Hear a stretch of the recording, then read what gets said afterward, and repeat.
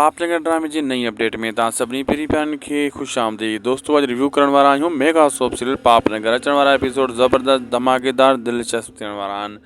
इन में दोस्तों तव्हांखे हिकिड़ी शइ हाणे वाज़े नज़र ईंदी, उहा आहे बलाज ख़ान जो हाणे सभु गॾिजी मुक़ाबिलो कंदा। छो त नूरो नांग तव्हां ॾिठो सम्झी वियो, सभु सम्झी विया त राबेल साफ़ सुथरी आहे, बेगुनाह आहे ऐं गुनाहगार न आहे, किनी कोझी न आहे, दाग़ लॻल न आहे ऐं उहा पाक आहे।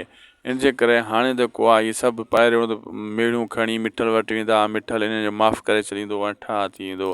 पोइ जॾहिं बलाज ख़ान खे ख़बर पवंदी त पोइ जहिड़ो इन्हनि जो वधंदो, पोइ इहे सभु गॾिजी करे थोरी शेर दिलि हुजे जेका बि ही आहिनि, पोइ बलाज ख़ान जो मुक़ाबिलो करण जे लाइ पूरी तयारी कंदा ऐं हथनि में हथियार खणी इहो एक्शन खणंदा। हथियारनि जे ज़ोर ते इहो सभु कुझु कमु कंदा, न त बलाज ख़ान इन्हनि खे त ज़िंदा गुम करे छॾे। अहिड़ी किनी मुंडी आहे बलाज ख़ान।